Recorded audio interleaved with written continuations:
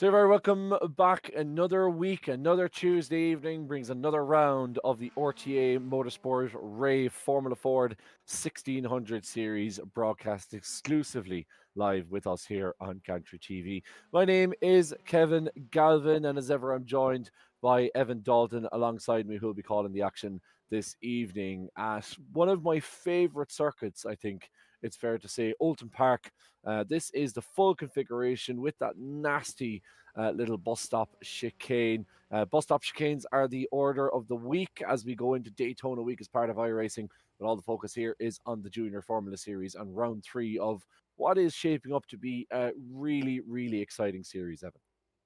Yes, Silverstone National last week, absolute cracker. We now head just to the other side of the United Kingdom, and we now have Oulton Park, which is a fabulous circuit, and it really suits these cars as well. They're small, little Formula cars, and they work well around this circuit. It's a pleasure to be here as always, live on Gantry TV once again, and we had a great race last week. It was the week of Jasons, as I like to call it, with Jason Cooper and Jason Smith performing really well. Let's see can they perform well here this evening? That's one thing I'm looking forward to.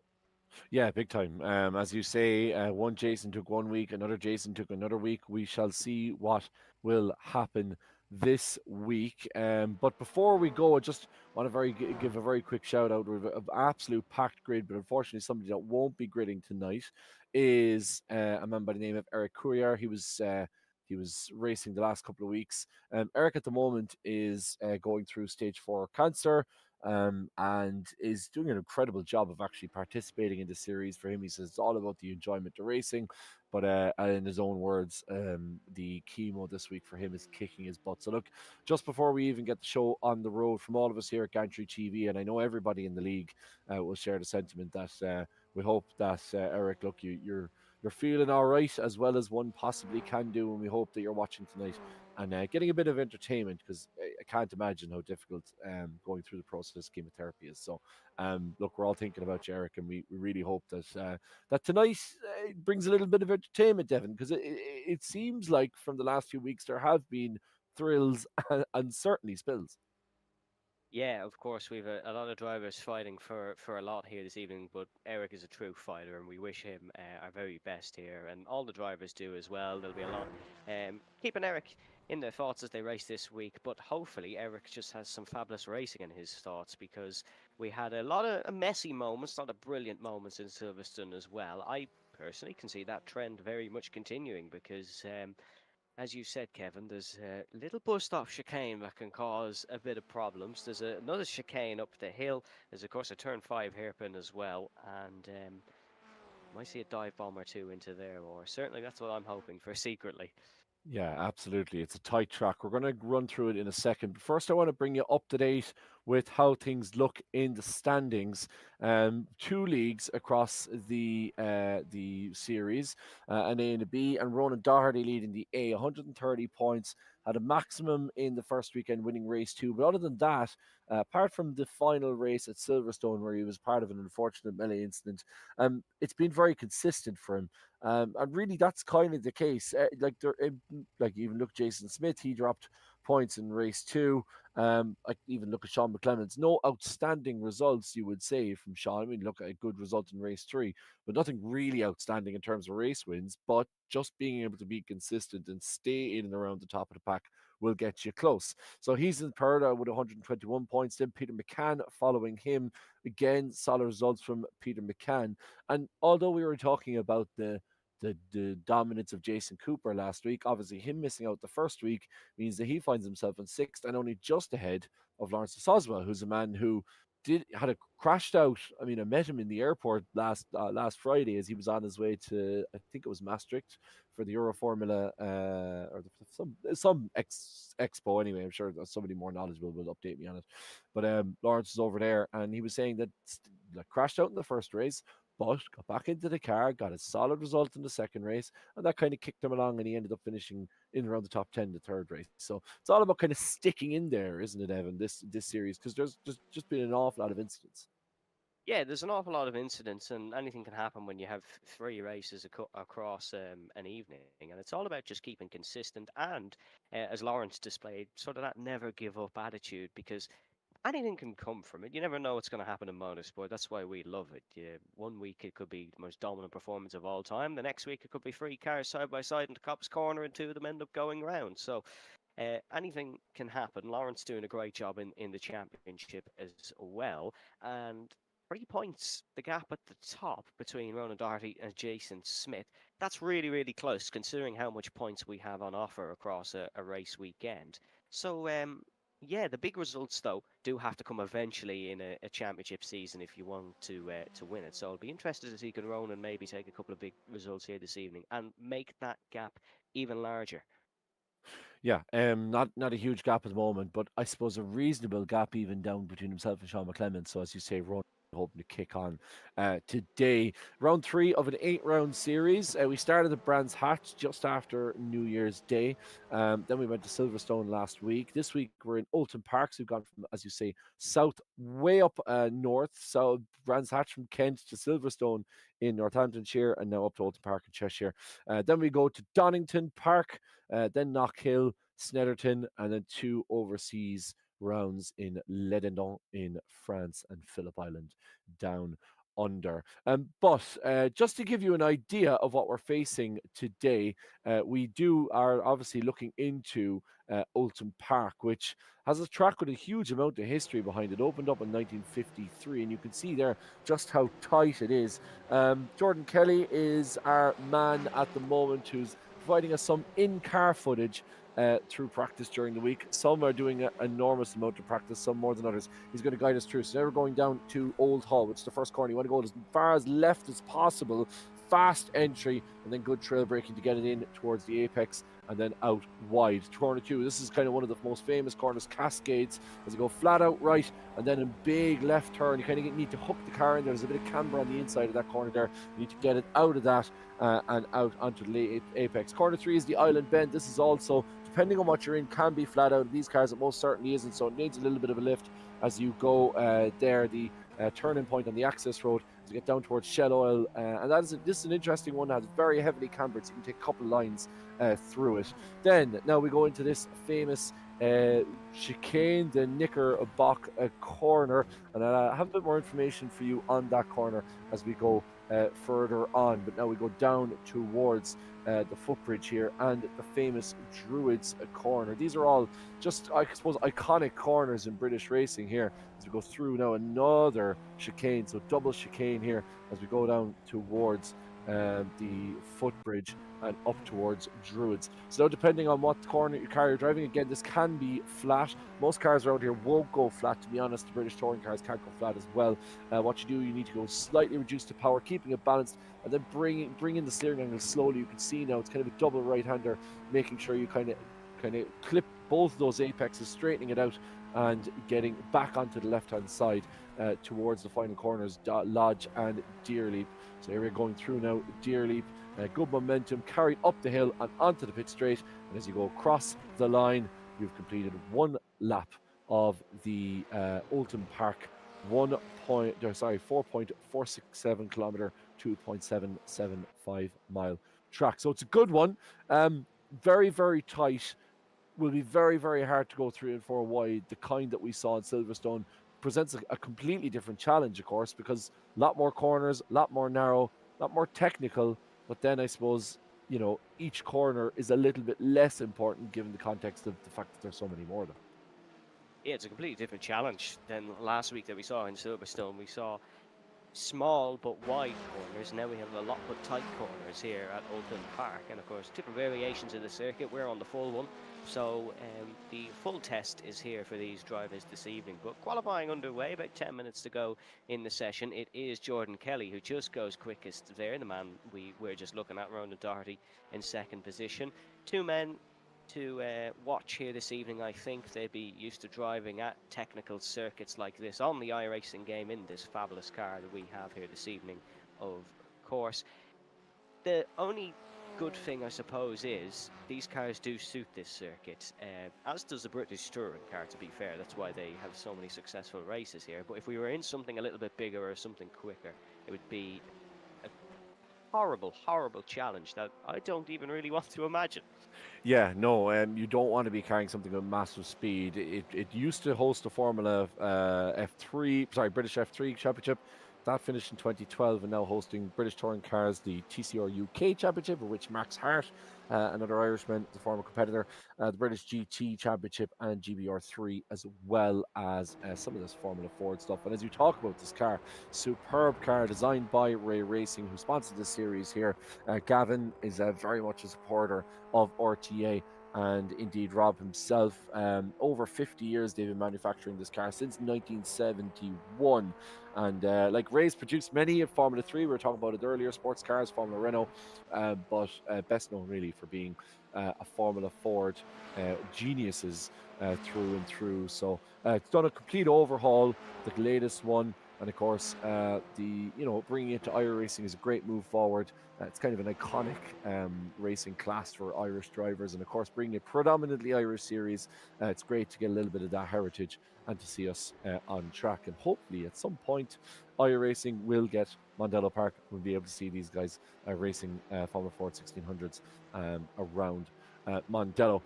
Just a reminder, if you are watching on the Facebook, you can keep up with the live chat on our YouTube channel. It's Gantry TV on YouTube. If you look up Gantry TV RTA, you'll find us there. Do give us a subscribe. You do need to be a subscriber to leave a comment.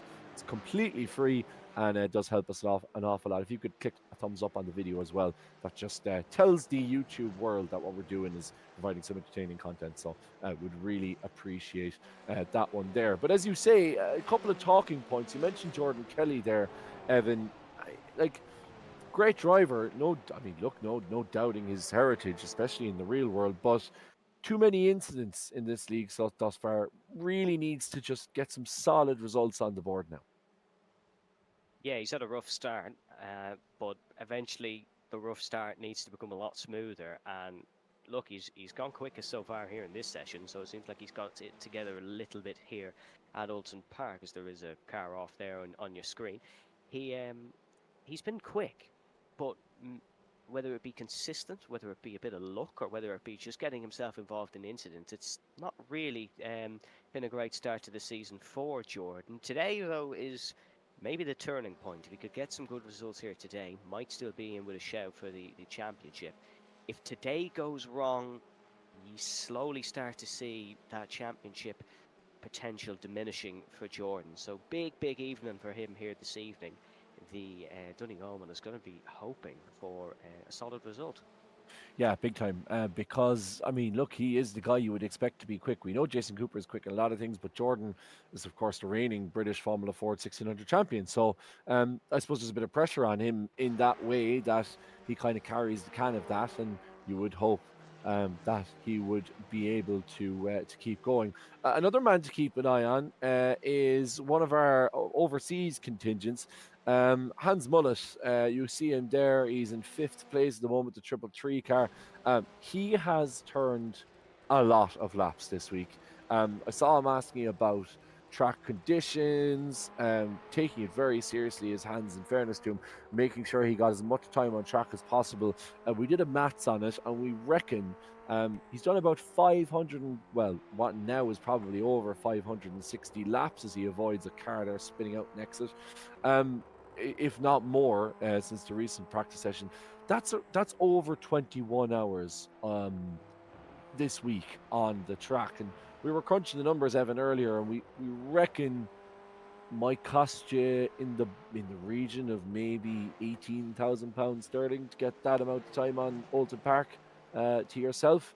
So, in fairness to Hans, he's certainly making the most of iRacing and your ability to just turn lap after lap. So, we would expect him to be exceptionally quick and consistent this week. Yeah, he should know every molecule of racing surface here this evening, and if he doesn't, well, I'd be a little bit disappointed. But doing that amount of laps does give you some sort of expectations, though. So Hans hopefully can live up to those expectations as we see Doherty improve up to second ahead of Jason Cooper. But yeah, Hans, he knows this track inside out. It'll be interesting to see what that sim racing experience, how it compares to those who may have driven this track in real life. Whether Hans has driven it in real life, that's not my knowledge, unfortunately. So I can't answer whether he's did the TCR race here or there. But yeah, it'd be interesting to see what he can produce. He's dropped down to 6 now because Chris Knox has gone to the top. Chris was quite quick at Silverstone, so it seems like that wasn't a coincidence, and there is some genuine pace in that car. Oh yeah, absolutely. And Chris, of course, is a Scotsman, so he will have his home race coming up in the 30th of January when we go to Knockhill. But just coming back to Jordan, I don't want to touch on it too much, but as you say, like we're in round 3 now. By the time we get to the end of this evening, we're most of the way to halfway at the championship. Obviously, look, there's 3 races every round. There's an awful lot to be raced for, but you would expect to see the same names in and around the top that we have seen. Your Jason Coopers, your Peter Dempseys, your McClement brothers, your Ronan Dohertys. So, like, it is the Conor Melias. It's important for Chris. Should I say? I hasten not to add Chris McCann in there, which I should do. But as much as you say, there's plenty of racing to be done, the further you get on the season, the more the bigger kind of points differences or the races that you drop out on make a difference because you might drop out of a race and lose 20 points to a guy, and all of a sudden, you're spending a night and you're only making back 6 or 7 of those points. So even if you're winning every race, the margins get smaller and smaller, and the target begins to move further and further away. As I was saying, that Jordan goes back top of the timing board at 1:42.7. So big night for Jordan tonight, I reckon. Yeah, and there gets a point as well where if you're in the championship challenge, the guy you're battling doesn't have to win every race to win the championship anymore. You get to a point where he's got a big enough gap that he can just wander home in 6th or 7th, and that's good enough. And that's not a point Jordan wants to get to. He wants to have to make the other guy push his car into places that he doesn't necessarily want to be in, or go side by his rivals go side by side with him into unconventional corners, and just keep that pressure on, because as you said, Kevin, we're almost over halfway through the season. It's a relatively short season. Oh yes, we've got 3 rounds of life, but in terms of actual weeks, it's only a 6-week championship. They'll go as quick as you can think, and Jordan, he does need a big night tonight. But positive for him, it's looking like it could be a big night in the right direction with that qualifying time, 1:42.7. That is a fairly decent lap with Yeah, this car. of course, and as we said before, this open qualifying. I mean, this is much longer track than the likes we've seen at Silverstone and even definitely at Brands Hatch. So a little bit more space, but nonetheless, you're still kind of fighting the guys around you to try and get in at time. So for Jordan, he could be in a great position here if nobody overtakes him in the next couple of laps. He's just gone now.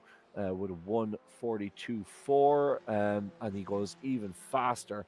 So now he's 3 tenths ahead of Chris Knox. It's going to be very, very hard for anybody to beat him. But if one man can, it's this man. Jason Smith crossing the line, 1:43.0. So he stays where he is. And that's more likely that is indeed Jason's lot for the evening. We'll just have to see if Chris Knox is out as well. Ronan Doherty still in with a chance. Here's Peter Dempsey crossing the line now.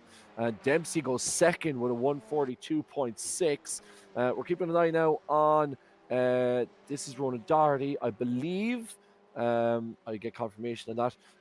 But it is Ronan Doherty. We're looking through here now as he goes down the back section towards Knickerbocker Corner.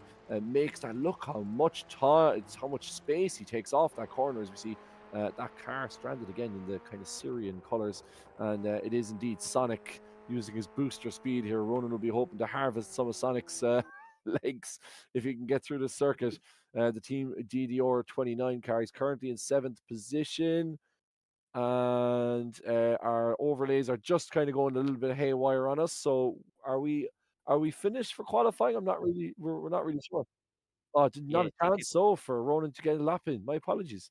Yeah, I think it ends when it goes 15. It's not like your Formula Ones and your other championship. So unfortunate for Onan there, because it seemed like that was a fairly decent lap. But Jordan Kelly, the man who we've spoken about a lot in qualifying, proves or lives to prove us wrong, because he's on pole for the opening round here. It's a 10-minute race, of course, the opening round. Peter Dempsey, great lap from Peter, starts in the front row for the Turn Free Motorsport team. Then Sean McClements in third. The McClements brothers always two to watch. Then it is Hans Mollet our master of Oulton Park in 4th, then Chris Knox 5th, Jason Smith 6th, Ronan Doherty 7th, and Jason Cooper 8th. Then it is one of our new drivers actually this week. That's Lynn in 9th, and John McDonnell in 10th, Conor Melia in 11th, and the other McClemens, Dylan, in 12th. Going to be a good race this one, qualifying fairly close, but Jordan on pole by quite a margin in the end. Yeah, but even look at Chris Knox there. I mean, he was second when I was looking at my timing screen, and in the meantime, he's gone all the way down to fifth. So like it's changing rapidly, and there's not a huge amount between all of these guys. So we're set for what's going to be a really superb opening race. Well, hopefully we have the start lights coming up in a moment. Big thanks to all who are joining us across the various live streams, folks. Remember to head over to the YouTube channel and pop us a subscription if you can. The lights are now on our screen, and we're getting ready to go for the first race of the evening here for the RTA Championship. We have 5 red lights. And we go racing here at Oulton Park. Good launch initially from Kelly, but he's already come over to cover off Peter Dempsey in towards Old Hall corner of turn number 1, a right-hander, of course. And they're also the line astern in the front pack. Jason Smith making a bit of a move on Chris Knox, apologies, in the background, side by side, then down the avenue and down towards the left-hander. Dempsey right on the back of Jordan Kelly, looking to make an early impact potentially here. That's Chris Knox on the inside, the distinctive blue and orange car, and he is shoving Jason Smith a little bit wide there on the outside of the corner, now down towards the hairpin. This is a real overtaking opportunity for Dempsey. Is he able to tuck into the slipstream and maybe go for the race win? Jason Smith now falling to 7th actually, so it's not a great start for Jason Smith. He's got to look for it on Chris Knox. Ronan Doherty involved in that one as well. He's in 7th now. Jordan Kelly defends the race lead though, coming up to the bus stop. Hans Mollett has worked his way up to 3rd as well, getting past McClemens. Yeah, and those good got a little bit side by side, but a very clean race start by these guys. Really exceptionally clean start. I was a bit worried there when Ronan Dempsey Ronan Doherty, should I say, went on the inside of Shell Oil corner. He kind of bumped across it, and I was afraid he might make contact. But a clean start from all these guys as that battle between Mollett and McClemens continuing. Mollett doing a really good job of defending his position as we go through Druids. But you see that gap already between Peter Dempsey and Hans Mollett. If Dempsey and Kelly can work together, they could almost have this win secured as we get around the first couple of laps. Yeah, slowly falling out of the slipstream as well. As there's McClemens' big move on the inside of Hans Mollett. That's a great move from Sean McClemens, heading in towards Druids corner of turn number 15. As you can see, heading down, we're on the back part of the circuit now. A relatively clean opening lap as Mollett and Smith both fighting here in this one side by side in towards the final parts of the opening lap here at Oulton Park. It's a 10-minute race, of course, this one, but we are heading on to the second lap now. We like to keep track of the laps for our own sake, really, so we'll keep you updated on that regard. Further down the order as well, there was a bit of movement. Tony Stack has worked his way up a few positions, as has Wingfei Chan. And you can see Tony Stack working his way up more positions now on the timing tower. Side by side, though, in the battle we're looking at. And actually, Jordan Kelly, no, apologies, that's just the timing tower glitchy. Jordan Kelly has not lost the race lead. He's still in the lead, as you can see Tony Stack there on your screen. Yeah, comes some of the bigger movers and shakers. Jason Smith up 2. Hans Mollett is down 1 now into 5th. Jason Cooper up 2. Jason Smith now up 3. As you see him get through that, oh, that's looking all a little bit untidy. Can they get through that? No, they can't. I thought that might happen. Mollett goes into the back of McGuinness, and that is no, there's more carnage now as cars come around and get collected. And despite all of the laps that Hans Mollett has put in, unfortunately, his day ends, or certainly his first race ends up in the pits. I was afraid that might happen when I saw all those. It looked a little bit tidy going in there, as we see another car lock up there in front of Conor Melia. I think that's Wan Ji Lin locking up as Melia tries to go for a move, but that all looked very untidy. And this looks a little bit untidy going through Druids as well, as they go too wide. This is Ronan Doherty now being all the way down to 12th position, so he's a big loser there now, down 5 places. John McDonald up 4, Jason Smith up 3, and Chris Knox, having been down 2 or 3 places, is now up 1 to 4th position, so huge change there. Yeah, a bit of drama with Mullins and McClemens side by side into that corner. We saw one of them have a little bit of a slide in the braking and then just into the side. Really, really unlucky for the pair, but that's racing. Sometimes it doesn't go your way. It's going Jordan Kelly's way though so far. Another fastest lap of the race. That's into the 41s, and that was almost 2 seconds quicker than Peter Dempsey, it's saying on the last lap, but Dempsey is keeping with him, so this is good performance from Dempsey, who is a little bit further down the championship than maybe he would like to be. We're on board with Chris Knox, the Scotsman, amongst the Irishmen at the top. He's looking to make an impact like he did at Silverstone National, of course. He was going for the race win in the second race near the end, and just coming in my ear, Ronan Doherty is out of this one, championship leader, not having great luck continue into this week. No, we'll have to have a look at what happened there to send the current championship leader out of race one here in round three of the RTA Formula Ford 1600 Championship, thanks to Ray Racing. Let's have a look at it here now. Here is Ronan Doherty, obviously trying to fight back from that position, going down clearways and lost the back end. Spins out and holds on, and he's going to come back into the race. But I wonder, was there damage involved in that instant to send Ronan around there, Evan? Because that's an unusual mistake for Ronan to make. If it even was a mistake, I suspect it was more the car than Ronan, to be honest. Yeah, it just looked like it went round really easily there. Bit of a weird one. It's not a mistake you expect a driver of that caliber to make. Of course, these mistakes happen, but yeah, I think it could be something car related there. Of course, he was in that little gaggle of cars in the McClellan Submola incident, so there could have been just a little bit of damage picked up there. There were a few more drivers picking up big damage as well. You can see there on the left-hand side, there's a couple of cars out of the race as well, but Jason Smith seems to be making moves. It's actually fastest lap of the race for Jason Smith, and a new PB for him. We're looking at Chris Knox as well. Oh, As Jordan it's Kelly now tumbling down yeah, the timings. I wonder, has Jordan had an issue?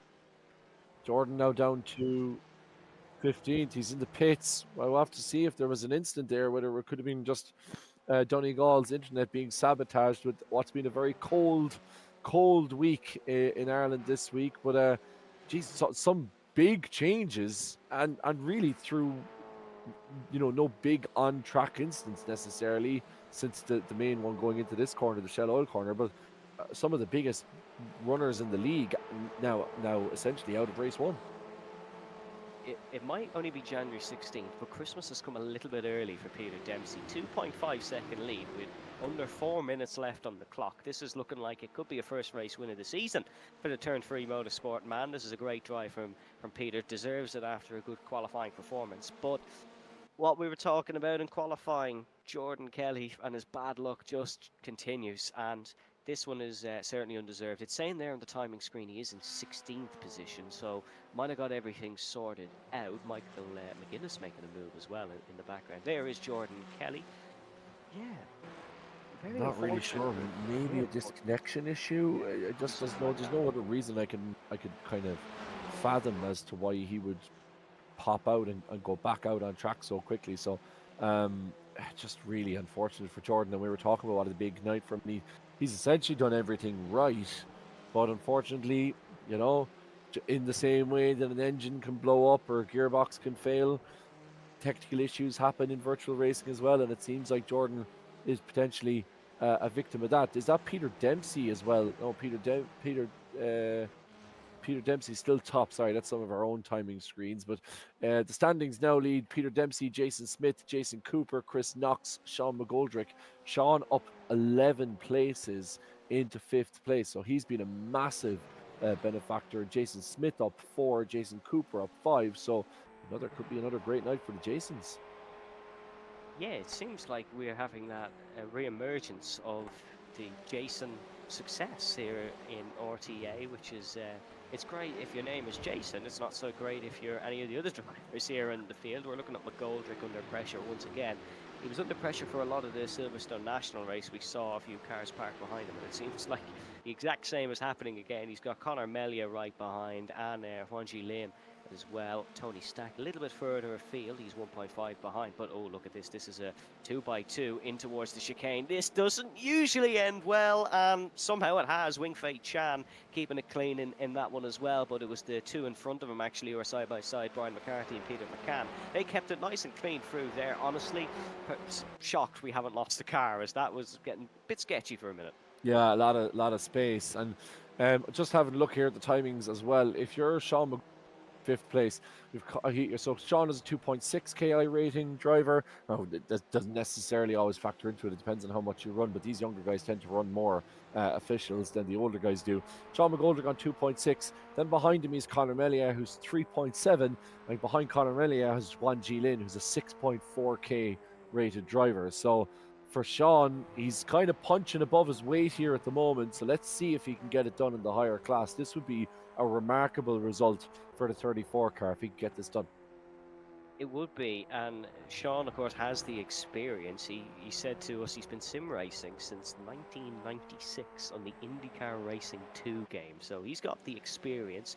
And he seems to have the pace here this evening as well. Chris Knox putting Jason Cooper under pressure for the final podium placings. Chris Knox loves to sneak a podium here in an RTA race. We've seen him time and time again just emerge towards the top come the end of these races. Keeps his nose clean after a decent qualifying and seems to do quite well of it. Now, I'm not sure, this might be the last lap of the race actually if Peter Dempsey plays his cards right here, but he's been slowly clawed in by Jason Smith, but still, mistake-free final lap, and Dempsey should be able to take the win here.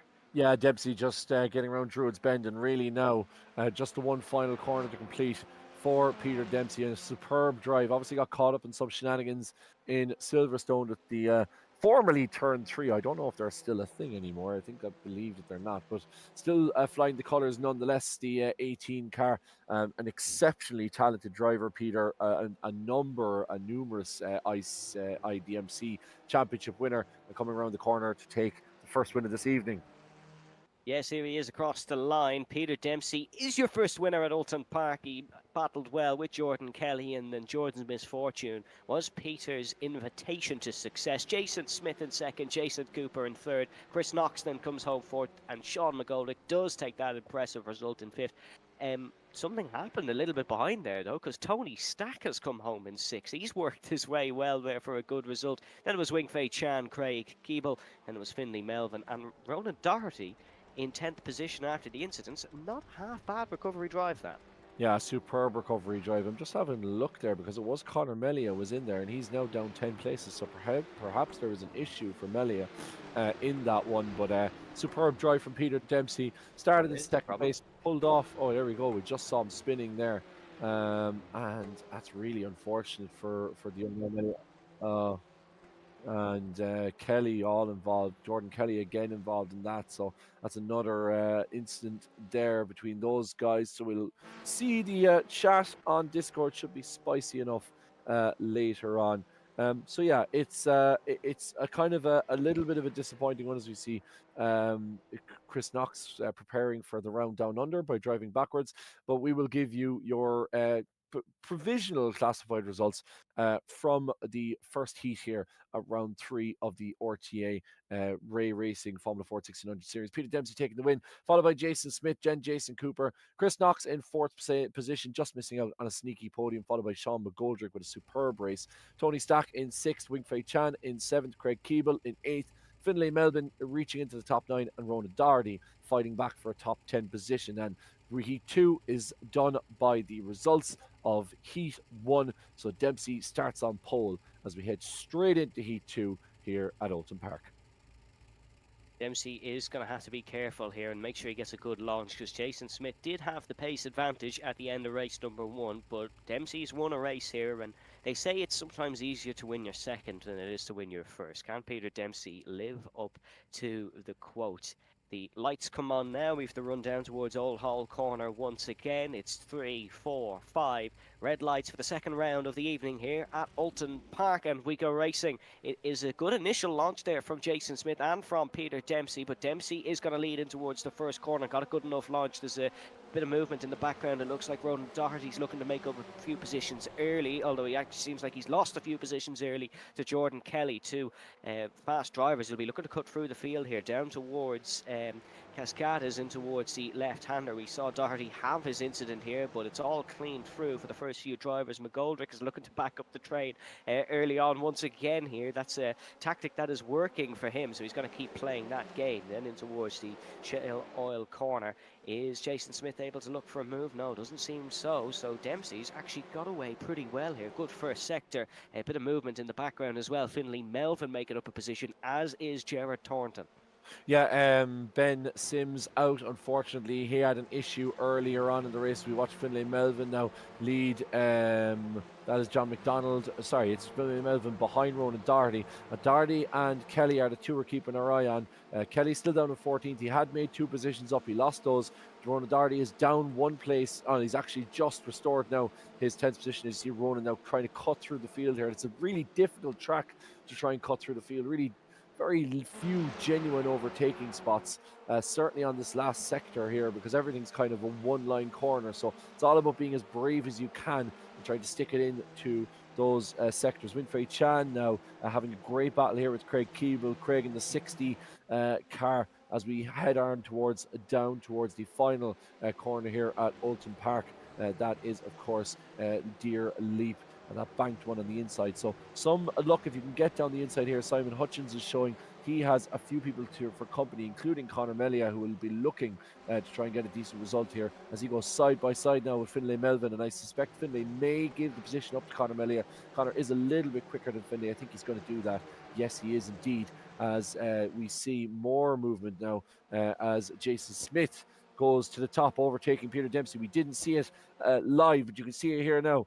Jason Smith overtaking Peter Dempsey, and he is now in the lead of Heat 2 here at Oulton Park.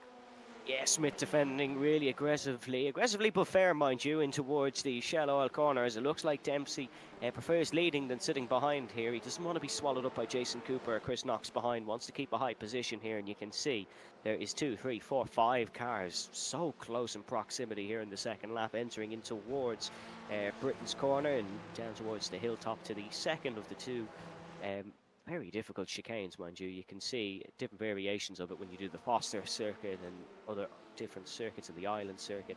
But this is the one we're running. It's a right-hander and a tricky left, but a crucial corner to get your exit. This one as well, of course, Knickerbocker corner after it.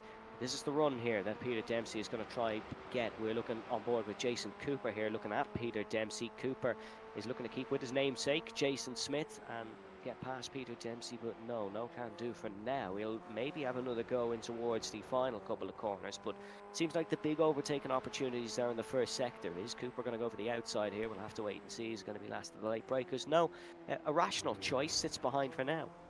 Yeah, sits behind. And I was going to say that Peter, I suppose he's anxious to get to the front, not only because obviously track position, but you feel a little bit vulnerable in that second place because you've Jason Cooper sniffing around, you've Jason Smith ahead of you who's looking in his mirrors. You're trying to push, but at the same time also keep an eye on your own mirrors, and it's all very twitchy, it's tense, it's high heart rates, it's adrenaline pumping. It's very easy to overstep your mark or to look in your mirror that little bit too long and miss a braking mark, or just put a little bit too much acceleration on the exit, or even brake too early, as we saw in Silverstone the last time, and you just get run into the back of. So you have to be very, very careful in Peter Dempsey's position here because nobody's really helping us. We see somebody go off in the distance. That's Gary Corcoran, I think, spinning off there through Cascades as we go down. And that's gone wide. That is Finlay Melvin gone wide. Can he keep it together? Yes, he does. That's great work there from Melvin because that tyre barrier, you can see, swallows you up if you get the Island Bend wrong. But as we head in now towards Knickerbocker Corner, famously known as Knickerbocker, because the Blaster Bates, the English demolition expert in Raconteur, was removing tree stumps with dynamite close to the corner with a colleague.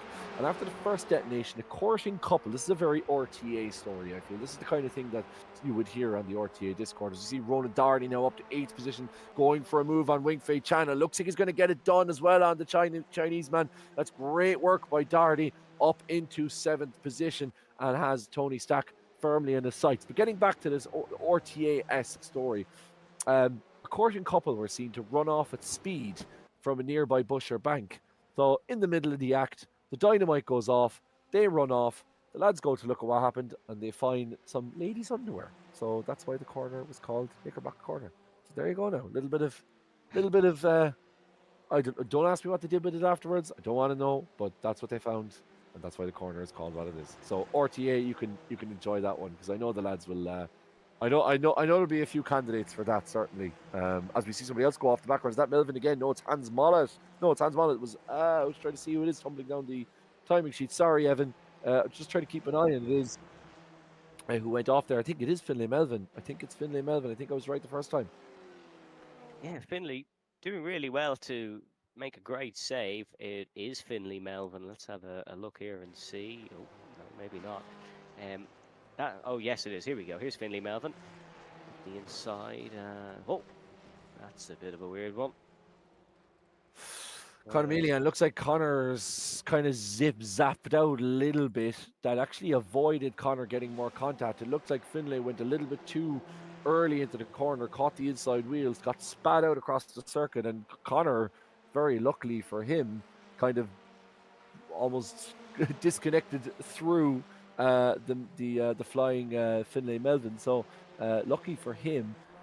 But again, another big incident. It just goes to show you really how difficult the circuit is. There is no room for error because of the fact that it's so narrow, and you have those barriers just inviting you into them all the way through the lap.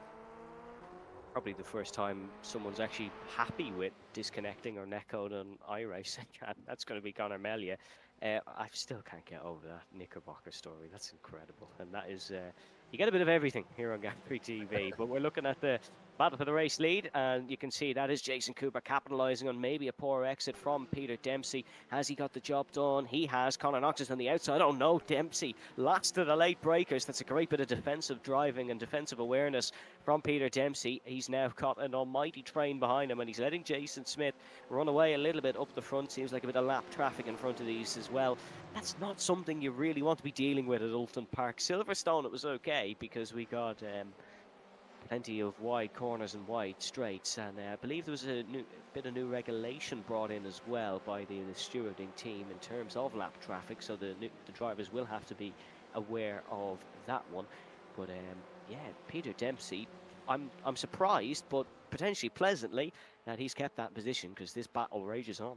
Yeah, super work from Dempsey. Just knew he had the inside. I was talking about it when we showed Jordan's lap cascades. It's really one of those that it's, oh, as you see a car going sideways off, and be lap traffic, so that's one less lapped car to pass for the leaders.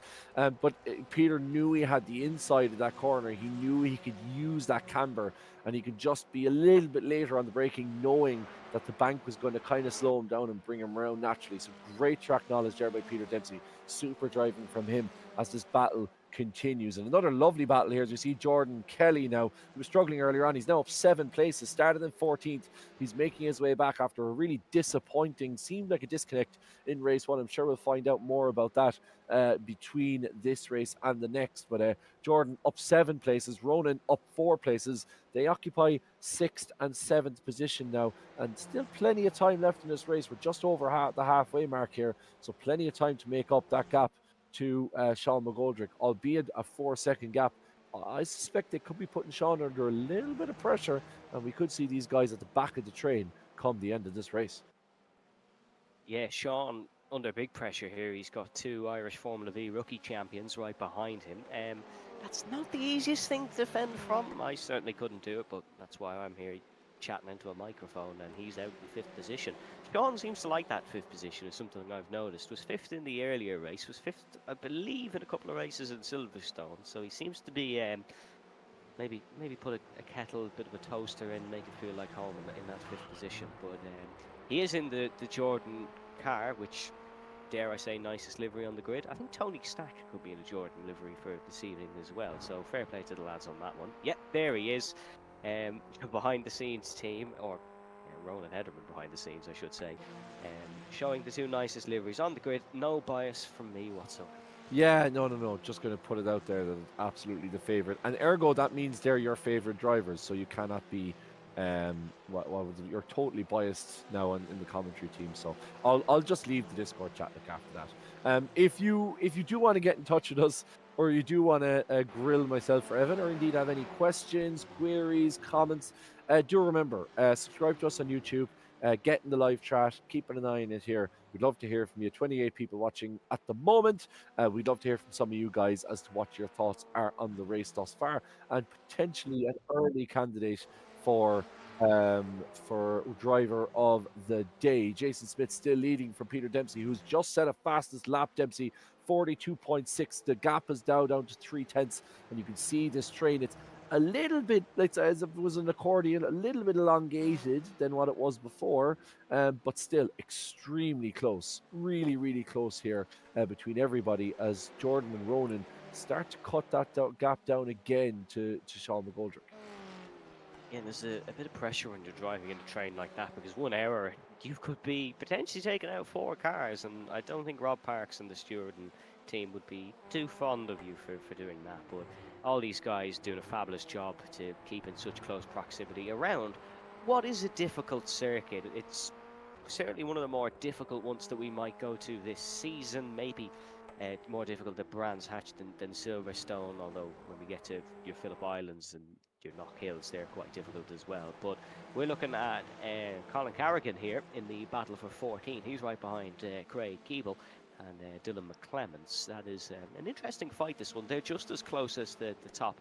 But that's the great thing about RTA and about different organisations. The racing is so close across the field, and it seems like actually we have a bit of a change for the lead. It seems like Peter Dempsey, he's bided his time, he's waited long enough, and now he returns to the lead here at Oulton Park, race number 2, side by side in towards the Lodge corner. Jason Smith now trying it and has got the job done on Peter Dempsey. That's great racing from the pair. Smith still leads, and only 3 minutes to go here in this one. This could all start kicking off very, very soon. Yeah, and I'm at pains to ask for a replay from the last corner there, because it looked like there was a little bit of contact between them, but thankfully both surviving. And it is, I look, Peter won't be happy about that. He went for a move. Jason closed the door on him slightly. It was all fair racing. All is love and as we take a look back there at that last corner, but they both went into it, and it looked like Peter had the advantage. We're going to take an elongated look at this as they go through Druids, and that's Peter overtaking Jason Smith down the inside, really just pushing him out a little bit there. And as we go into this final corner, they were getting very, very close. Peter was down the inside, and then coming across him slightly, there was contact. Peter did really well to keep it together. A lot of opposite lock there from the turn 3 number 18 car to keep the car pointing in the right direction. And that's the great thing about these cars, that they do allow very, very close racing. They are a little bit more forgiving than your average open wheeler in that way. Jason's holding on to his position, but Peter's absolutely sniffing at the bit, and he's going to try and get the same job done again that he did last time. Now he's going around the outside instead as Jason holds the inside. They're now going into the double right-hander here of Druids. Jason still ahead, but Peter only 0.1 of a second, and he has a run, but he also has Jason Cooper behind him. Jason's going to make a run. Connor Smith is backed up into him. This is all going to get very, very close. Here is Dempsey. He's stuck in behind Jason Smith. Cooper was going for a move around the outside, but it's as you were as we head into lap number 9 of what has been an absolutely enthralling second heat.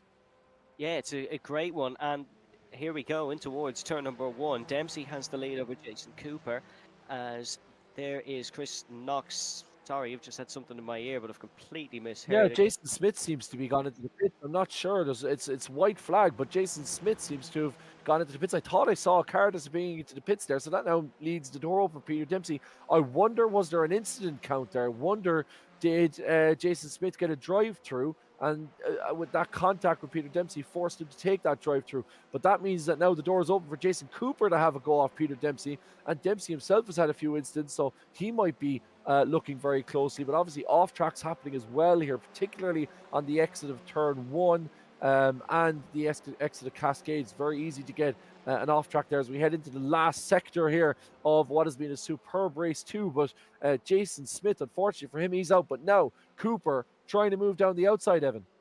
Yeah, here we go in towards the final part of the lap, really. Jason Cooper wants to win this one. Peter Dempsey wants to become the 3rd driver in 3 weeks to take 2 race wins at a round. But let's see what he can do. Can Cooper go for the move that Peter Dempsey made to take the race leader? He's got the run down towards the final couple of corners, heading in towards Druids corner at turn 15. Not quite close enough. Is there going to be a move into towards turn 16 maybe? Keep an eye on Chris Knox here as well. Going to be getting the double slipstream down towards the final corner. Cooper going for the outside now on the last lap here at the second heat at Oulton Park. Cooper on the outside. Dempsey has maybe the quicker inside line. Chris Knox is going to look to take this one as well. It's going to be drag racing to the line. Cooper has got the run, and in the slipstream, is he able to take it across the line? Peter Dempsey wins the second heat at Oulton Park. Can you get closer than that, ladies and gentlemen? What an absolute cracking finish. Yeah, look at those intervals. You Peter Dempsey across the line, then 700ths of a second behind Jason Cooper, 600ths of a second behind is Chris Knox. And Sean McGoldrick, he certainly, I suppose he was in fifth place and running quite happily in fifth place. Jason Smith pulling aside means that now he has taken the toaster, he's taken the kettle, he's moved up a floor into fourth position, and Ronan Doherty again.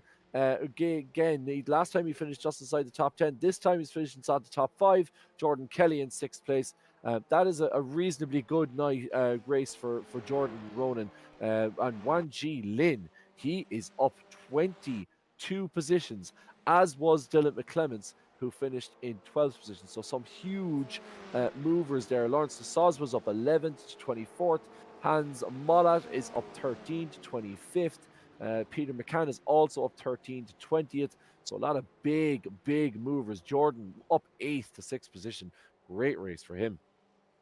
Yeah, that's the consistency that, or not necessarily consistency, but the clever and calm drive Ronan and Jordan needed. Now they can go for this one.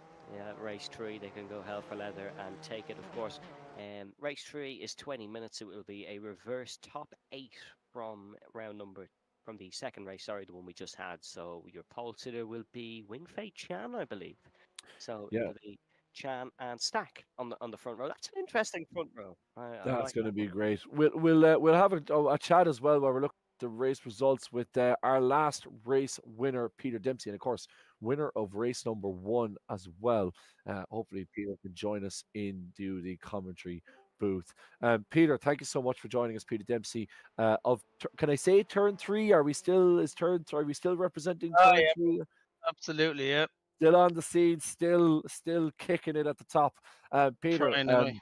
well, look, top of the first 2 races, an absolutely seismic battle with yourself and Jason Smith. I know you. If I know you, like I think I know you, which isn't as well as I claim to know you, but I know you're I know you're a racer. I know you love close racing.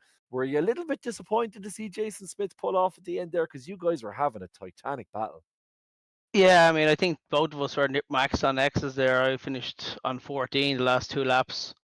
So when he pulled off, I knew we had to be close. So when he pulled off, made it a bit easier for me. But obviously, with Jason and Chris behind me there, one hitting the gearbox, and I was getting a black flag. So I was just kind of hoping that they wouldn't. But I think we were all pretty tight on X's. So I won't complain. 2 for 2 makes a change for the look I've had the last couple of seasons. Yeah, well, look, it's great to see you back at the top because, like as I said it on commentary, multiple IDMC winner. We know how rapid you are, and the same. Obviously, the junior formulas is something that you have experienced as well in real life. So, you're great to kind of finally use that experience. You were saying tight on X's. Is it more just the little bits of contact that you have because the circuit's so narrow, or is it just the off tracks you get? And The off tracks here are tough. That's the biggest thing. But then when you're banging wheels as well and getting 3 or 4 X's every time you do it, plus your off tracks with only 15 around Oulton Park as your limit, it's super tough. So I can't imagine what this next race will be coming from 8. So it'll be interesting. Yeah, well, look, I suppose it's certainly a lot easier knowing you've 2 in the bag already. And look, I think momentum is one of those things that drivers really feed on. I suppose, as you say, it's been a kind of a disappointing couple of seasons, especially for your luck. So I suppose when you feel like luck is starting to turn on your side, it kind of gives you that confidence to kick on now in race number 3. Yeah, absolutely. Hopefully I get a good run through the traffic, but obviously 20-minute race, you got to be very patient. And I just try to let the race come to me. A few quick lads coming from the back that I got to keep an eye on. But obviously, huge thanks to all you lads for making this happen. I clocked out of work early and no testing for this one today, and then I went 2 races. So all this other seat time you do, you wonder if it's worth it sometimes. Yeah, you could you could say that to Hans Mollet. I don't know. Did you see the amount of laps that Hans has put in? I think it's over 560 laps put into this week. So it just goes to show you sometimes just turning up, rocking up, and turning up on the day works. Yeah, Peter, look, sometimes, yeah. thanks again. Congratulations. Delighted to see you up the top again. You're look a legend of the IDMC, and great to see you racing at the top of RTA as well. So another really strong contender as we go forward into the season. But look, as we go into race number 3, Evan, it is it's just going to be a really tight one, as Peter was saying there. You were saying Wing Fei Chan up the top. He's no slouch, is Wing Fei Chan. You've Tony Stack, who's a long time at it, then Jordan Kelly and Ronan Doherty. What a second row to grid that is. Yeah, that's a great first 2 rows of the grid, of course, because Tony has been very quick this evening as well. So if he can hold his own there, maybe there's a potential podium for him in store. We'll have to wait and see. But it's not going to be easy for Peter Dempsey to cut through the field, or for Jason Cooper to cut through the field. That's for sure. But we know that from Silverstone last week and from Brands Hatch in the opening week. It's not necessarily the easiest thing in the world to cut through the field, but last 2 races, of course, we've had the same. Oh no, apologies, I'm wrong. Last race we had the same winner for race 2 and race 3. We had 2 different ones in Brands Hatch. So Peter will be looking to become the first man to take a clean sweep of all the races. But it's going to be difficult, as he was saying. There's another element to this one as well. That's the X's, or the penalties that you get. A maximum of 15, I think Peter said there. He was on 14, so pushing it tight. Add another 5 minutes to that, we might see that be a bit of a problem for some of these drivers who may have been high up on the penalty listings. They might have to end up in the pits like we saw Jason Smith. Yeah, absolutely, and it is worthwhile watching those off tracks, because, as you say, it's one of those things that you can get caught out very easily around here with off tracks, and then as Peter was saying, you add in a couple of small incidents, and all of a sudden you're up to now being in massive trouble. Puts a different context again on the championship. Ronan and Jordan, I suppose, falling back. Jason Cooper again, some good results for him, so he's clawing his way back up to the front. And for Jason Smith, a huge disappointment for him, because it looked like it was going to be another good night for him, and all of a sudden now he's kind of chasing the pack a little bit. Yeah, he is. And remember, coming into this evening, he was only 3 points off Ronan Doherty in the championship. Maths isn't Mike's strong suit, but I think Ronan has outscored him, certainly outscored him in the second race, getting a strong result. But we'll wait and see. Here is the grid for the final race of this evening, folks. It's great to have you all along with us here at Oulton Park. It's Wing Fei Chan, who is on pole position ahead of Tony Stack on the front row. Then second row, it is Kelly and Doherty, McGoldrick, Knox, Cooper, Dempsey, and MacDonald and Lynn, McClements and Keeble. Great evening from Dylan McClements as well, sort of under the radar, but he's been very strong here this evening, and he's starting 11th in this one. That is a good chance to maybe get a bit of pride in the McClements household and beat his brother in race 3. But we'll have to wait and see. This should be a good one as we're heading to the grid. We're getting started immediately. The lights come on. 5 red lights for the final time this evening. Race 3, we go racing at Oulton Park.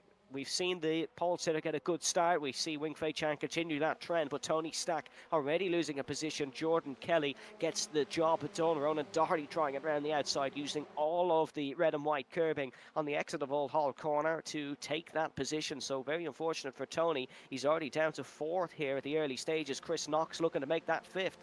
And Chris Knox, we've seen him sort of come into the races at a later stage, but seems to be all the loud pedal from the get-go. Down in towards the Shell Oil corner, though, Wing Fei Chan has to defend his position from Jordan Kelly, and Chan is off the circuit and in towards Tony Stack, I believe. Oh, the front row have come together entering in towards turn number 5. Disaster for the pair. Yeah, it's so easy to do there, especially when you're battling to go wide through the island, or sorry, not the island bend, but the that little left-hander. It is, sorry, the island bend, and Wing Fei just, you go out right, and with the iRacing, the way grass is modelled here, it's almost like an ice skating rink. I see Peter Dempsey slip down the inside now. of Sean McGoldrick and into 5th position.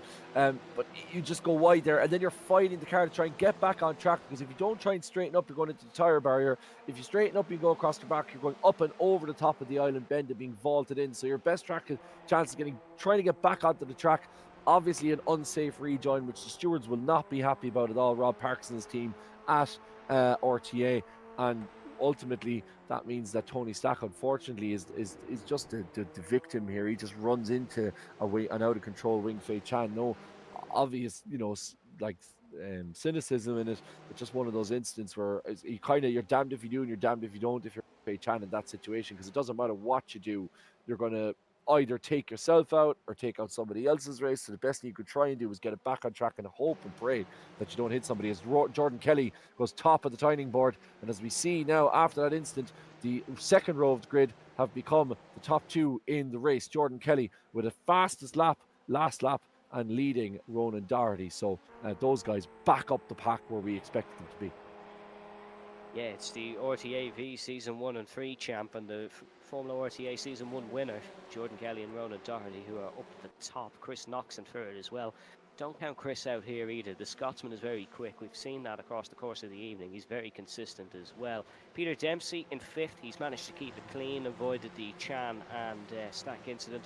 So he's now working his way up as well. And Sean McGoldrick is unfortunately a little bit away from his toaster and kettle. He's down in sixth, so has to work to get back up for a nice cuppa, but we'll wait and see how it plays out. As Peter was saying in the interview, this is a long race, so you've got to be patient. We'll see the moves maybe come a little bit later on than usual, but still some good action early on. Yeah, Jordan Kelly with 3 off tracks as well, and Ronan Doherty with 4. So that's something to keep an eye on as we go forward in this race. Thanks to Rob Parks, the race organizer, for getting in touch with us on the YouTube channel to say that Jordan hit the bail in the chicanes in the last race. That's why he dropped out of the last race. You'll remember early on in the last race, he kind of disappeared from our screen. Unfortunately, incident involving the bails, which sent him off. And Owen Kelly, presumably related to Jordan, says, get Jason Smith. Oh, it's Jordan's brother saying, get Jason Smith's engine sealed. Dodgy valves, I'd say. Well, certainly X points, I'd say. I could see Ronan Herdeman in the background is doing a fantastic job with the cameras. That's an inside joke that I don't get, but that's okay. Here's Ronan Doherty now. He's down to 3rd position. He's Chris Knox ahead of him. Knox moving places and moving and shaking, and he's always been in and around the front, doing a fantastic job. And that's what you need to do in this championship, to stay in it as they head down towards the Shell Oil Bend here now. Ronan getting a little bit closer to Chris. But for these guys, 15 minutes, a lot of them already have quite a few X points. It'll be just a case of trying to cool the jets a little bit, you would think, wouldn't you, Evan? Yeah, you'd like to think that they're just going to keep it calm here, but judging by Doherty's line heading through the chicane, he's all flat out going for this one. Wants to get back past Chris Knox and up towards his good friend Jordan Kelly. Here we go. He's going to look for the inside, heading in towards Knickerbocker, braking late. Yes, he's got the job done. Great move there for Ronan Doherty. That's an impressive one up the inside, and certainly now his eyes are set on catching the race leader. Yeah, that looked very sketchy, and I think Chris might have a go back off Ronan here. Their wheels slightly locked, and sometimes when you see that with that kind of neck code effect, they can kind of both be spat off the circuit, but both of them managing to stay together, and Chris losing out ultimately from what was a good move from Ronan, just about making it stick. Racing incident, borderline racing incident in my view. We'll have to see what the stewards have to make of it as we go into lap 4 here as we cross the line. Now Jordan Kelly, for him it means a massive gap has now emerged after that incident. A gap that was previously in the hundreds is now 1.3 seconds. If Jordan can manage the gap, he could do very well this evening out of what was a very disappointing start. Yeah, it took the pole and all went sort of wrong in race number 1. Race 2 was a little bit of a comeback, and then race 3 could be the icing on the cake, as we see 3 or 4 cars battling here. Oh, car out of shape, and oh no, across the circuit in toward 2 cars. That is Keeble who caused that one. Yeah, that's very unfortunate for them. That was just another case, as you were saying earlier, Kevin, of getting on that icy grass and spinning back across the circuit. Unfortunately, this time there's more than just the 2 involved, and there's a few more cars who have had their race severely jeopardised there. Am I right in saying that was Tony Stack again involved in that? I would imagine Anyone within a 30-mile radius of Tralee has just heard what Tony Stack has had made of that. That must be so frustrating to twice be caught out to cars who just lost their grip. And that's the problem. You can start at the front, but the minute you start getting back down into the middle of the pack, naturally enough, I suppose you'd say the ability levels change, the mistakes come into it, and you're more vulnerable, you're more susceptible to being caught up in somebody else's mistake. But poor old Tony Stack. I mean, we could nominate driver of the day. I certainly would nominate Tony as unluckiest driver of the day, because really, through no fault of his own, his race is now being ruined. He's down to 16th place. But yeah, I can imagine maybe the Healy Rays might have heard what Tony Stack just said there, because yeah, I suspect Tony's wife might be covering their kids' ears in the house, but he can let us know afterwards anyway. There's another car off there, and that causes Tony to run into the back of somebody else. Yeah, just one of those races, isn't it? When it's not your day, it's not your day. The odds are stacked against him, some could say, but it's not been Tony's evening. I apologise. You can fire me after the race. Yeah. Here's a replay, and that is Carmelia, I think, who's gone around there. We'll have another look at it here, it seems. This is in towards the final part. Yep, that's just rotating the rear around, similar to what we saw happen to Ronan Doherty earlier. Oh no, that's where it's gone wrong. I'm not sure who that is into the side of him, but they're not going to be happy. That is Brian McCarthy gone into the side of him, and then that forced whoever was in front of Tony Stack to pile on the brakes, and then Tony, it's very hard as well, because you just don't have ABS in these things, so what you can't exactly just pile on the brakes and for it to work. I think actually it is Simon Hutchins he went into the back of, but I think they both managed to escape relatively unscathed. But yeah, if you're Tony, you must be just thinking, right, can people just keep it on track for the next 10 minutes so I don't get disqualified from this race? Yeah, that's what the brakes are decent enough on these cars. The drivers usually use a bit of a trail braking technique, so slamming on them doesn't really work like that, and it's unfortunate for Tony. I don't really think it's his fault, to be brutally honest. It just seemed like one of those things. Actually, this is a move from Peter Dempsey, big lunge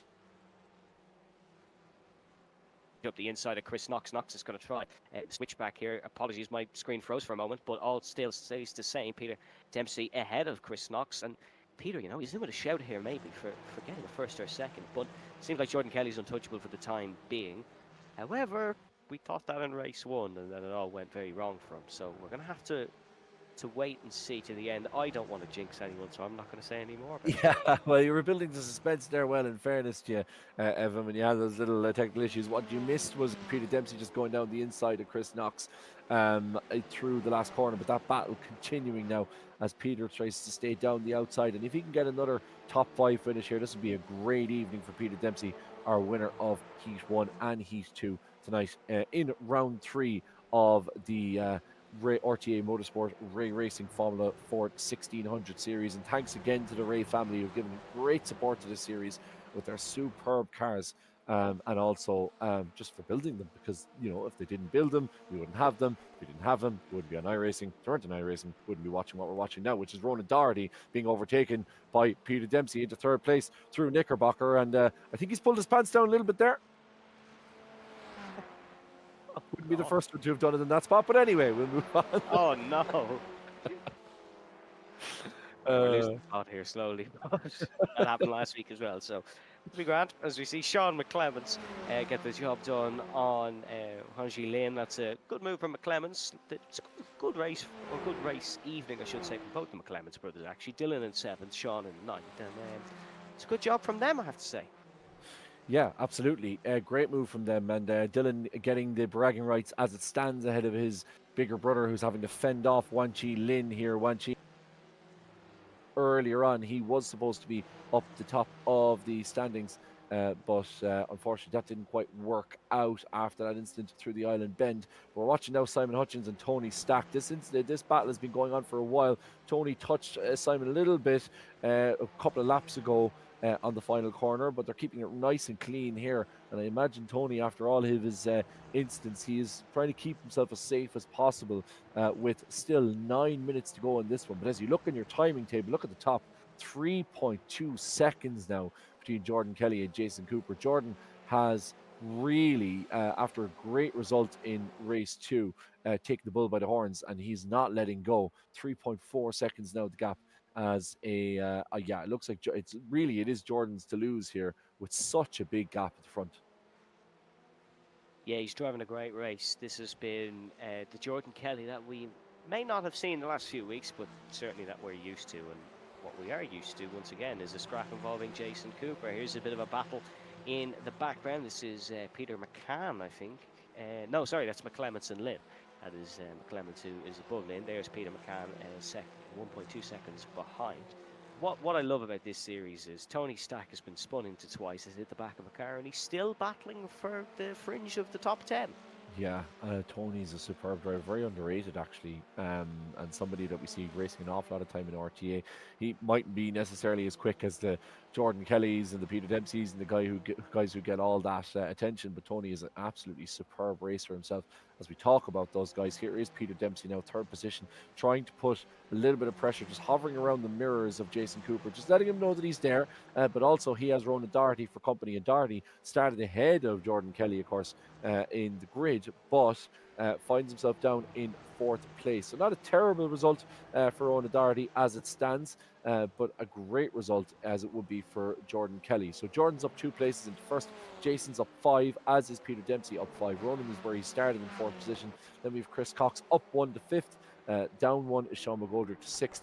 Dylan McClements is up 4 to 7th. Jason Smith is up 12 to 8th, up 12 places. Up 8 is in 9th is Sean McClements, and Wan Ji Lin sits where he was in 10th. And every time I do that, it makes me feel like I'm introducing Top of the Pops. So I'll hand back over to you, Evan. This is when I'm going to make Kevin feel old and say that I was born after Top of the Pops. So, or well, when it was popular. Even Ronan Hedman's just said, "Oh God," in the background. So I'm probably going to be shouted at after the race. But sure, look, we'll wait and see. No, it's okay. We're not jealous at all. Go on, carry on. Sean McGoldrick is on the back of Chris Knox here, looking for 5th position once again. It's not a conspiracy theory, it's just facts. He loves 5th position, might actually be falling to 7th position here because Jason Smith is going up the inside of Sean McGoldrick, and that is a great move from Jason Smith. And now McGoldrick is under pressure from Dylan Clemens. My brilliant cursing skills are once again being shown to the forefront. I've just said he's looking for 5th. Literally 2 corners later, McGoldrick is down to 8th, but good moves from Smith and McClemens to take 6th and 7th. Yeah, Smith up 14 places. I mean, it's an absolutely superb drive from Jason Smith. Obviously, lost out in the race last time around with that instant counter catching up with him right in the last lap after that incident with the man we see on the screen here now. Not Jason Cooper, but Peter Dempsey, who's down at the 3rd position. We see him now. He's all over the of Jason Cooper, and it's not even going to give me an opportunity to have a look. You can see him just trying to make that move there down the inside as they go through Island Bend. He's going round the outside of Island. That'll down to the inside. Oh, but Jason pushing out wide, and he's got caught there. Jason Cooper goes spinning off, manages to stop it before the car gets collected in the barrier. Now, there's a bit of space between him and the next car behind, but he's going to have to rejoin safely here, does Jason Cooper. Yeah, we're going to have a replay of that. Thanks to all the guys here at Gantry TV, Ronan Hedman, getting it done. We see these guys going through the Island Bend. It was Ronan Doherty and Jason Cooper, and Ronan tried to go out wide. Jason pushed out wide to push Ronan as far as push Peter as far as he could. I can't put any fault on Peter Dempsey there. Jason just left him nowhere to go. Yeah, it's sort of instant karma, really, for Jason Cooper there. But that's very disappointing for the man who won twice last week. He's still in with a good shout at good points there. You can see him just ahead of Hans Mollet in 10th position. So still some good points maybe for Jason Cooper, but nothing like what he could have gotten without that incident. So that leaves us down to 3 cars for this fight. And you can see here's Chris Knox going to the outside and Peter Dempsey. This is going to be very, very brave from him if he's able to make this one stick using all of the curve on the outside. The Scotsman, is he able to make the move as we head on to the start-finish straight? Dempsey should have the inside line for the first corner. Yes, he will still have the inside line for the first corner. He's got a great run there, but has he overcooked that a little bit? No, seems to be okay. Knox goes for the outside. It tightens up down here towards this left-hander, though. We've seen a couple of spinners here today, and then, of course, down to the Shell Oil corner. We've seen a lot of drama here today. Knox on the outside. Seems like Jason Smith just battling his car and making sure sure it doesn't hit the pair of them in front now into the slipstream, and you can see McClements getting involved in this one in the background as well. Chris Knox now to the outside of the corner, I should say. Dempsey on that outside line once again, heading through the island bend where the incident between himself and Jason Cooper, of course, occurred on the last lap through that little banked corner. They're all gone line astern once again, but this is great racing coming to the end of the evening. Yeah, absolutely superb racing.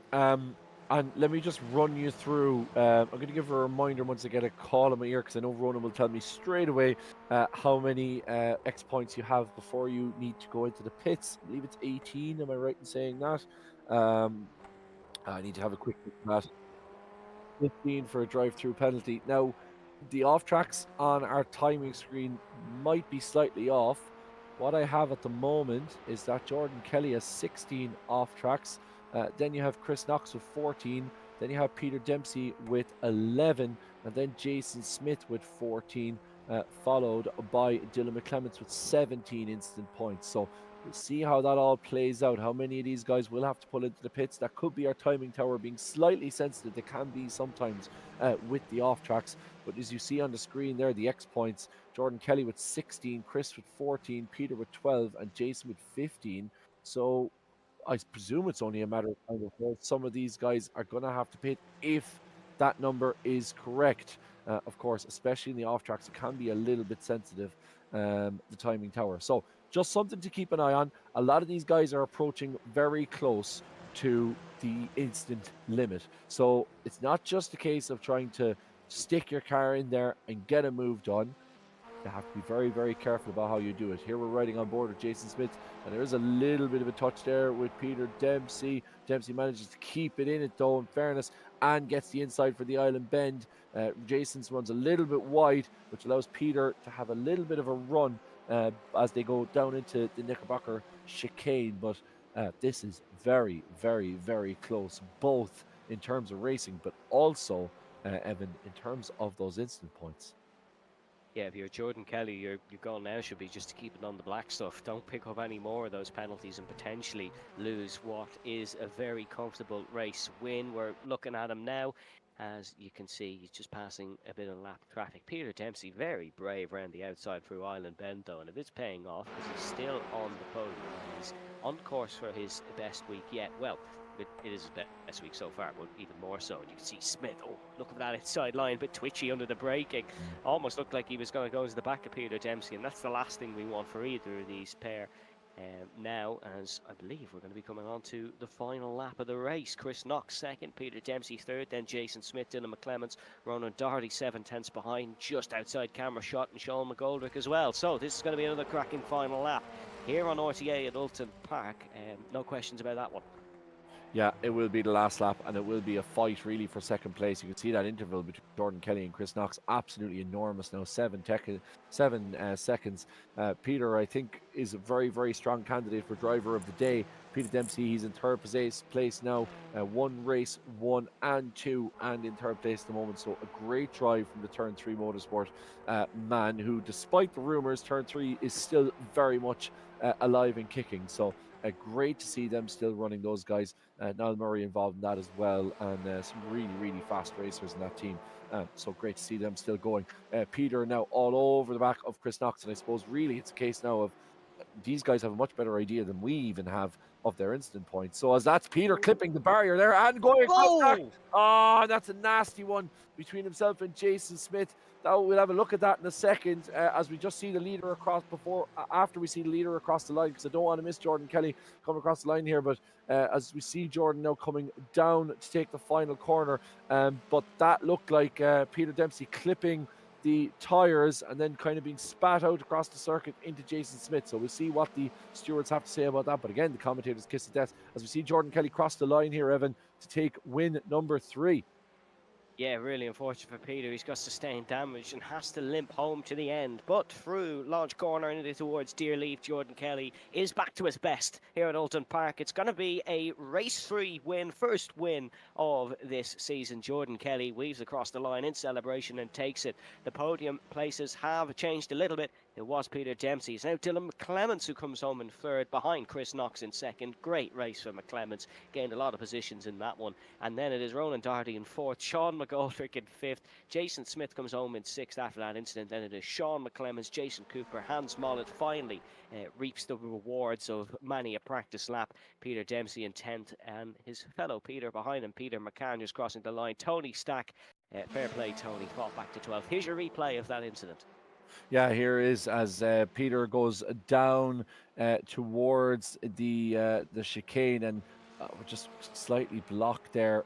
And yeah, just slightly blocked the actual instant there. The camera angle wasn't great, but Peter clipped the tire barrier on the inside of the second corner and then slightly got spat out across the track. And you saw him there then collect Jason Smith and almost go into Jason's second time. Then Peter taking the clever option of coming back across the track just to stop any further incident. But a really disappointing one for Peter, who ran a really great race. But Jordan Kelly is the man they're all looking up at this evening. A superb race from Kelly, really making the most of the early incidents between Tony Stack and I think that was Wing Fei Chan, if I'm right in saying. Really just the seas parting. So Jordan finishing top ahead of Chris Knox, then Dylan McClements, then Ronan Doherty, then Sean McGoldrick, and then Jason Smith, who really should have finished higher, but unfortunately, again, a last lap incident for Jason Smith. Very frustrating evening for the number 43 car. Yeah, he's not tasted the same success that he got in Brands Hatch and Silverstone. It's a first race week without a win for Jason Smith, but still a chance in the championship. I think there's going to be a lot of shuffles up in the championship and in the B championship as well, of course. Both championships important to the entire grid. But here's your race 3 results. Jordan Kelly, of course, takes the win ahead of Chris Knox and Dylan McClements. Then McClements had his fellow team DDR driver behind him, Ronan Doherty. And then it was Sean McGoldrick in the Jordan livery in P5. Then Jason Smith in 6th, Sean McClements 7th, Jason Cooper in 8th, Peter Dempsey in 9th with Peter McCann in 10th, Tony Stack in 11th, Simon Hutchings in 12th. Then it was John McDonnell, Andrew Murphy, Gary Corcoran, David Prunty, Ben Sims, and then Damien McMullen. McMullen, of course, was top of the B Championship, so I'll have to see how that changes ahead of next week. But certainly another fabulous evening of racing. Yeah, fabulous evening. Great to see Damien up there. Really, really nice guy. But I think we have another very nice guy, albeit really quiet in the interview booth. Not so much when you have him otherwise. Jordan Kelly. I'm going to leave him in the capable hands of Evan Dalton here after a superb race win in Heat 3 here. So, Evan, take it away. Capable is probably the best compliment I've ever received, Kevin. Thank you very much. But Jordan Kelly, a fabulous win in race 3. You kind of got to the front and just drove away with it. Yeah, I was looking off with Ronan battling with Chris, and just allowed me to get that gap. And once I got the tow away, it was all right, I think. So no, I was happy after that, because after that first race, I don't know why. I think I was just nearly about to lose my sanity, really. But no, it was a good race 3 now. There's been bad luck and good luck here and Yeah. there for you, but that's a strong result at the end of this week going into next week. If we look at the championship standings, do you still think you have a chance of winning this championship? A lot of good drivers around you, of course, but that win proves that you still definitely have the pace to perform here. Yeah, I think it felt like one of my most consistent tracks. So hopefully I can keep it into the other weeks. But it'll just be a matter of getting as many wins as you can. But like, there's so many quick drivers here. Like, it's just gonna be so hard to take multiple ones at a time. Like, so it's gonna be an interesting one there over the next few weeks. You mentioned the track, Donington Park, of course, next week. It tells me you know your way around a British racing course. How's that one for you in pace wise? Do you like it? Do you hate it? I think it's okay. I have a good enough pace. Well, when we were there in real life, it was alright. But like, on the sim, it's a different story. But like, I should be alright, I suppose. But it's gonna be a matter of like, it's a matter of like so little around here with everybody that's fast. Like, it's like half a tenth a year at the most. Like, and it's just a matter of keeping the nose clean whenever it comes to races, because it seems to be a lot of everybody's just getting caught up in it. losing their places very easily. With it, the tire bales caused a lot this week, and it'll probably cause a bit next week with in Donington as well. So it'll be interesting now, that's for sure. And final question, dare I say the most important. Kevin sent me all the results from the surveys, and yours said you would kill for garlic bread. Will there be any garlic bread in celebration after that impressive win? Now, somebody promised me to get me McDonald's, so I think I might have to go for that instead. But garlic bread will be on the list too, I'd say, hopefully. The Mac garlic bread needs to be a thing, I think, for Yeah, next yeah, year. yeah, it definitely does. Get it We'll, sorted. we'll put our proposal in there. Jordan, thank you very much for joining us. Greatly appreciate it. Thanks, Evan. So yeah, coming to a McDonald's Letterkenny near you, or if you're maybe not, if you're not in Letterkenny, a man who may know his way around a Happy Meal a lot more than the rest of us in recent years is one of the youngest drivers, if not the youngest driver we have on the grid, and I'm sure he's sick of being reminded about it. So instead, Dylan, I'm not going to talk about your age or how long you've been in iRacing, but I'm going to talk about going from 11th up to 8th. That was a pretty damn good result for you this evening.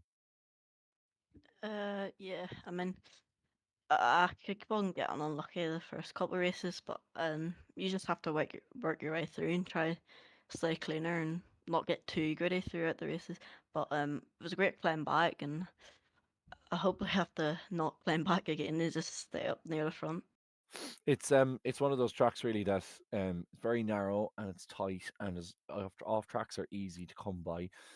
So you're kind of half fighting the track as much as you are like in terms of last week, it was all about everyone else that you were sharing the track with. Whereas with Oulton Park, it's almost more like the Nürburgring in a way that you're kind of almost battling the track as much as you are those guys that you're with on track. Yeah, I mean, off tracks was a high number anyway in practice, but you just have to try keep away from it. See, the first corner, it's really easy to get an off track, and then maybe through the first chicane and stuff. At the end of last race, I was trying to like just keep my way out of incident points because it was quite a high number and close to getting a drive through. Yeah, and obviously that incident as well with Peter Dempsey and Jason Smith at the end, you kind of had a front that, so you're trying to avoid that in amongst everything else. Yeah, I mean, I was kind of guessing if there was going to be an incident or not, and just the way of my luck, there was, and I stayed like out of it, and just really lucky it happened. But also, you have to feel for the other drivers getting taken out, and like the frustration of the last lap, and you just get taken out, so all that progress is just gone. Yeah, racing karma, and I suppose people will find all about it, out about it all this weekend in Daytona. Are you planning to run any of the 24 or any of the special events, or are your focus very much next week and where are we going to? Knockhill, is it? Donegal. Donington. My apologies. I mean, I'm not gonna do anything at the weekend. I haven't really. I need to start working my way up if I want to do endurance races and stuff. But so I need a couple, maybe 1 or 2 months, working on consistent lap times.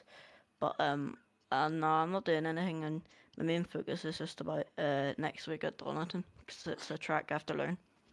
Yeah, and I suppose that's the thing. A lot you're racing against guys with a lot more, especially on track experience. But Dylan, look, you're again, as I say, punching above your weight, literally and figuratively.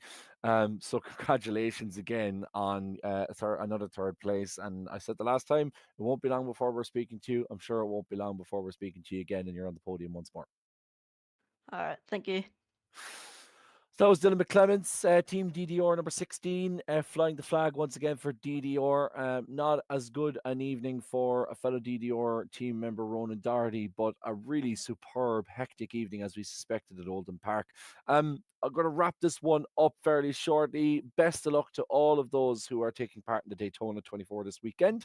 You can keep an eye on Wildfire Racing. Myself, Ronan, and indeed former stablemate Jack will all be taking a Porsche around. So expect to see some of the more X-rated side of our conversations if you tune into that one. We'll be posting links on our socials. Evan, are you taking on the Great American Challenge, or are you resting up for next week's endeavours?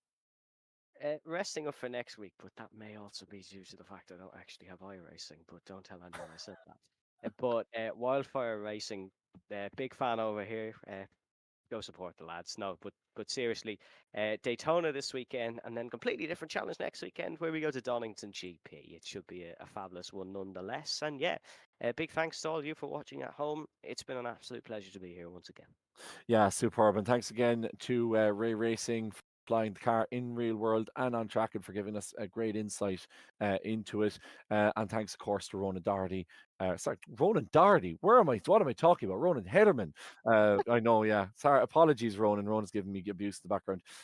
Ronan Hederman for his work on the cameras. Oh, you could do a Ronan Doherty. That just wouldn't be the same. Ronan, and again, I'll be hearing about that all over the weekend, no doubt. Thanks as well to everyone who was watching in. And I said it at the start, and I just want to finish off again to Eric Couillard. Just kind of, being diagnosed with stage 4 cancer. And then to kind of say, you know what, well, that's not going to stop me doing things I love. And I'm going to carry on doing it. And I'm going to keep racing in the series. And just amazing. Normally, when people pull out of races, it's because they really can't be bothered or they're just tired, but for somebody to be still racing, I think having chemo is pretty damn good excuse. So again, just before we sign off, our thoughts with him and to everyone who's giving him support in this time, and we really hope to see him back on the grid next week for Donington GP. We'll certainly be there with Gantry TV. We hope you'll be there too as well. Thanks again for watching this evening. Slán go fóill.